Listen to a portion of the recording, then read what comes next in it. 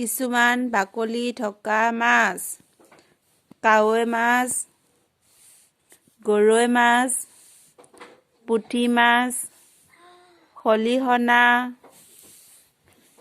ৰৌ, ভকুৱা, চিতল, ইলিচ।